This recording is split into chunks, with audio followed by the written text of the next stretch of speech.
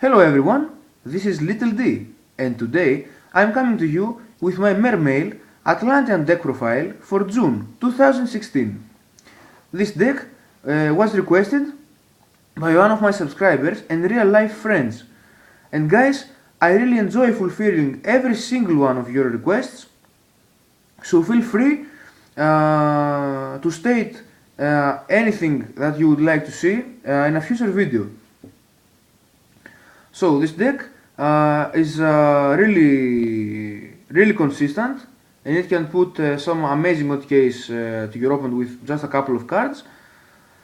And in my opinion, it's one of the 10 best decks ever to be created in the entire game. So it's obviously a deck worth investing your money into.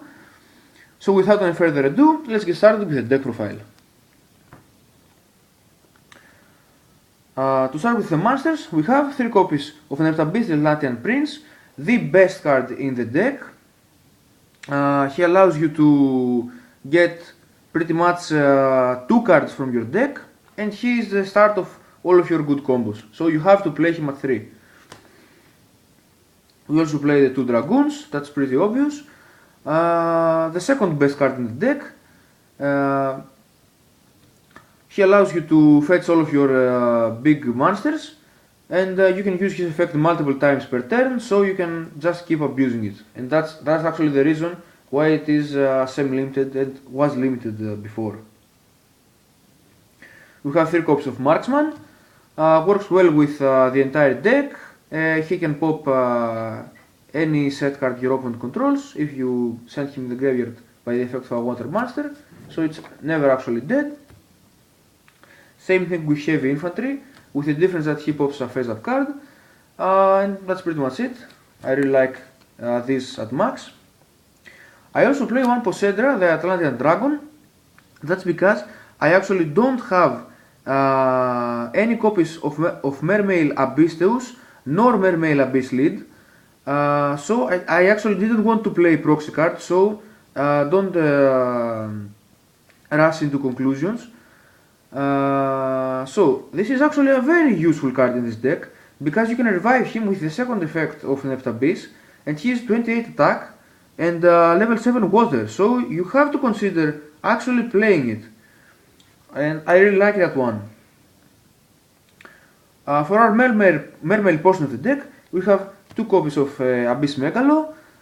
You don't have to play 3 of him, because you can always search him consistently with your Dragoons. And he's pretty much your OTK master. If you summon him correctly, you can beat the crap out of your opponent. I also have the one Abyssbalaen. I told you already, I don't like proxies at all, and I don't have Abyssteus or Abysslinde, so I wanted another good target for both Gunde and Lind. He's actually sucks as a card. It's a useless card. I just have him for the name and the big attack stat, also for the level. It's never actually dead, because you can always discard it in the graveyard. You may discard it with Gunde, let's say, pretty much revive it.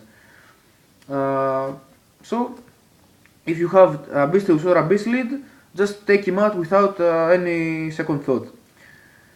You have the 3 Pike, pretty good card.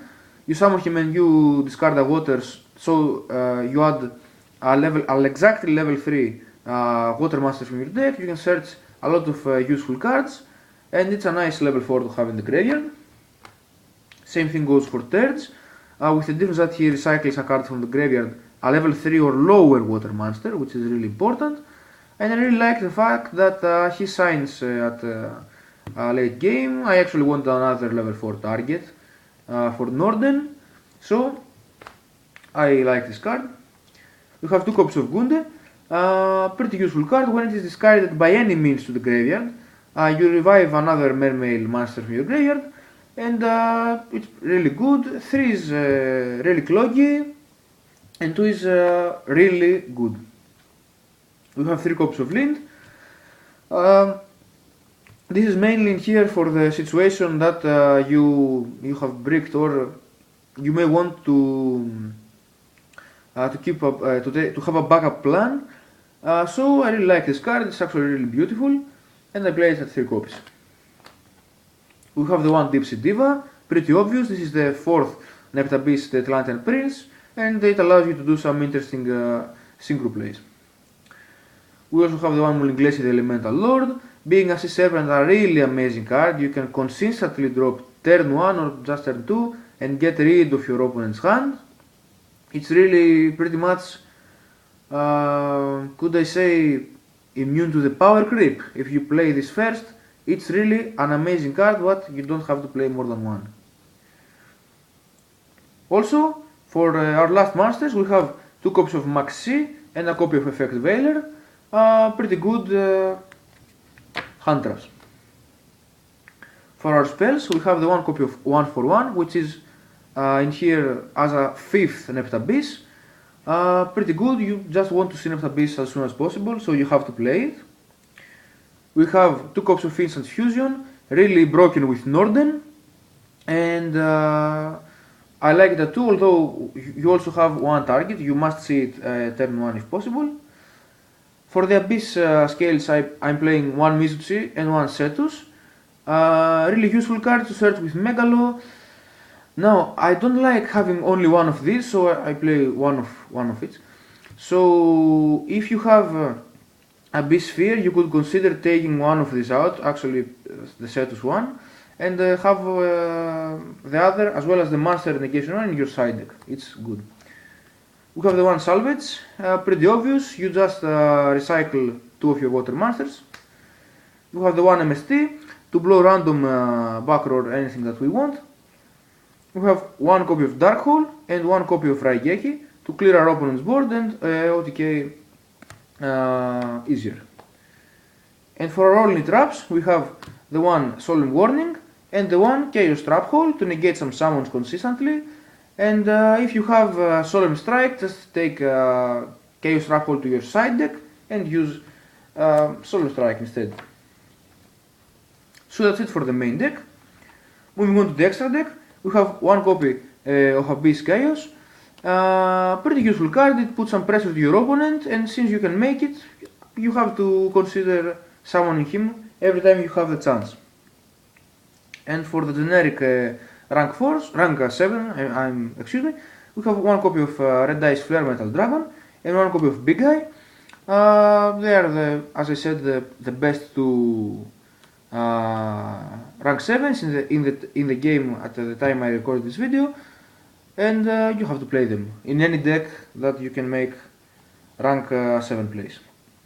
For the rank 4s, we have 1 copy of Abyss Dweller, 1 copy of number 37, and 1 copy of Castel as the best generic rank 4. Now, Abyss Dweller is especially broken in this deck due to the fact that if you revive Dragoons with Norden and summon him, first of all of your water monsters, including Dweller, gain 500 attack points, and also if you detach your Dragoons to use his effect, Dragoon's effect will activate. Keep that in mind, because it's an amazing combo, and it's pretty much really disgusting if you face it. The one number 17, I actually wanted a generic rank 3 water and a generic rank 2 water to use with my Atlantean monsters, due to the fact that both these can instantly detach a material to gain some useful effects, and you could pop cards on the field, so I believe you have to play both of these. Moving on to the synchros, we have the entire Ice Barrier Brigade, which is 1 Trisula, 1 Gagnier, and 1 DeLorean. You can make all of this with your single tuner, which is Sea Diva. Actually, you also have Veiler. Pretty amazing synchros. Gagnier is especially good in the deck because it allows you to pretty much pop your opponent's entire field if you use it with the Atlantean monsters. So, one of each of these guys. I'm playing 1 copy of Black Rose Dragon. If you have Clearwing Synchro Dragon, you must consider taking him out and playing your Clearwing. I'm playing 1 copy of Armidis. because in my opinion he's the best level 5 synchro at the moment. I'm also playing the one Mistbird Colossalas because I wanted to play a level 3 synchro monster so that I'm able to tune my Neptabyss with my Diva in order to have the required water monsters in the graveyard to summon Moulinglacia, so he's really useful. If you have Tatsunoko, it's pretty obvious that you will take him out and use Tatsunoko instead. He's a better card overall.